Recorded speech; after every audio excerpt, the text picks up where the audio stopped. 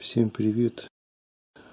Я эти кадры уже выкладывал на своем канале, но на этот ролик пришли сообщения, что непонятны некоторые моменты данного кивка. Поэтому я решил впервые словесно попытаться объяснить. Кивок получился очень чувствительный. Вот сейчас к кивку подвешена одногромовая мормышка. Я поднимаю ее, леска даже не успевает прогнуться, так как кивок без заминки оперативно поднимается. Идею этого кивка я увидел в фильме «Братьев Щербаковых». И перед поездкой на Зимнюю Тарань у меня возникло желание попробовать его. У авторов данный кивок реализован на основе подшипников. У меня их не было, и я решил упростить конструкцию и сделать кивок на основе деталей от сломанного зонта. Теперь, как я делал кивок. Деталь, которая мне нужна с зонта, это вот эта. Приходится ее откусывать и делать кивок из двух частей. Вот если вот эта часть нам не нужна, мы ее откусываем. И вот нужна одна вот такая часть. И можно откусить еще кусок спицы. Обмотать нитками вот здесь. И прихватить клеем. И получится вот такой. Часть спицы, которая находится левее сейчас, это длинная часть. Это часть, за которой мы будем наблюдать. Часть, которая находится правее, это часть, она короче. На ней вешаются груза. Либо один, либо два. Эти груза служат как для уравнивания противоположной стороны. То есть получается как весы. Вот готовый кивок. Здесь я поставил два груза. Один побольше, он для грубой подгонки снасти, и поменьше, зажат двумя кембриками для более тонкой подгонки.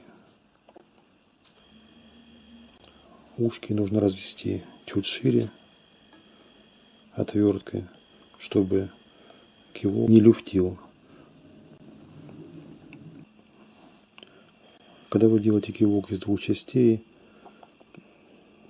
я думаю, что вот эту часть, куда цепляются груза, нужно оставить неизменной. То есть ушки и спицы.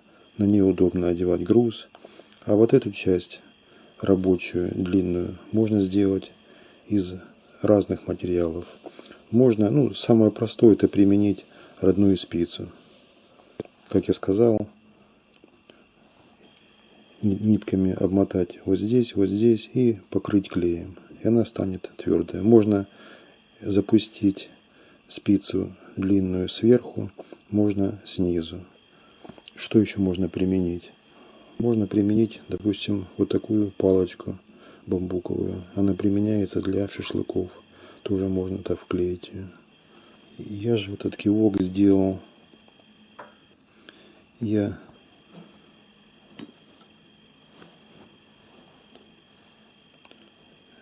сюда вклеил короткую спицу. У меня был кончик поломан от удилища, углепластиковый. Он пустотелый, крепкий, жесткий. И я потом его сюда одел. Получился вот такой кивок. На кончик кивка я из вот такого материала вырезал прямоугольник и одел его чисто для наглядности. Колечко сделал из скрепки. Кивок одевается на спицу на конце удилища, которую я наложил на удилище и обмотал нитками и покрыл клеем. Она очень хорошо сидит.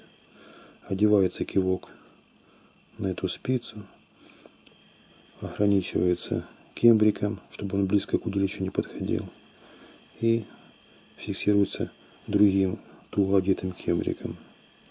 Снизу есть еще одна спица, которая ограничивает кивок, не дает ему по кругу вращаться.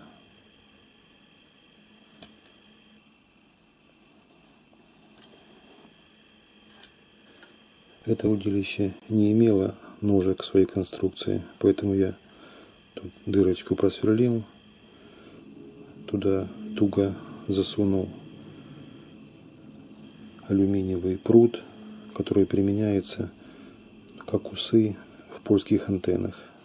Потом согнул, и получились вот такие вот ножки. В общем, хорошо держатся. Ножки я специально не стал обрабатывать эти острые концы после откусывания, чтобы они как немножко врезались в лед и чтобы удилище лучше стояло на льду. Сбоку у меня есть еще, я поставил колечки, но я думаю, это лишнее. Леску можно непосредственно сразу пропустить в эту и потом сразу в кивок. Само крепление кивка вот на этих ушках считаю очень удачным, так как очень маленькая площадь соприкосновения с этим штырьком, и она даже в морозы тут не может образоваться никакой лед, все равно будет легко ходить. Даже я думаю, если вместо этого штырька применить ржавый гвоздь, все равно это ничего не изменит, все равно будет очень легкое хождение. Кончик спицы, на которую будет одеваться кивок, нужно немножко согнуть, чтобы, когда вы установите в рабочее положение удочку, чтобы этот штырек имел горизонтальное положение. Ушки, если у вас есть какая-то спица подходящая и нет зонта, можно сделать и самому. Можно, допустим, взять кусок жести из консервной банки, вырезать квадратик 2 на 2 сантиметра или 1,5 на 1,5, потом согнуть плоскогубцами до угла градусов 60, вложить сюда ваш будущий кивок, вот так. Также обмотать вот здесь по уголкам нитками и капнуть клея. Можно сделать колечко из столистой проволоки. Допустим, покажу как. Откусываем кусочек проволоки,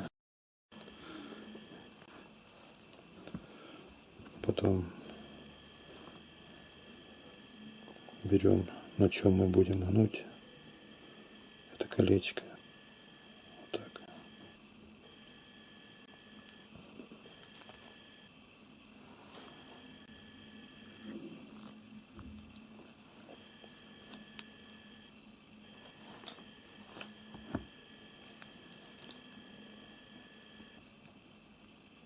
Так сгибаем.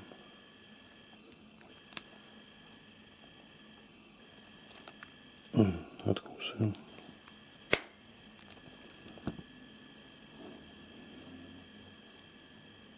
Так прислоняем. Мотаем нитками.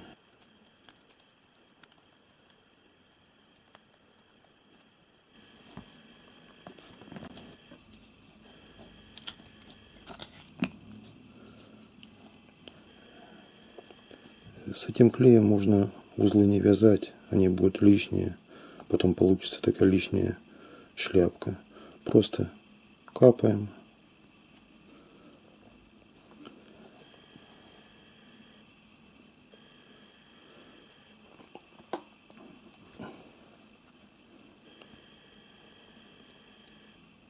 Откусываем.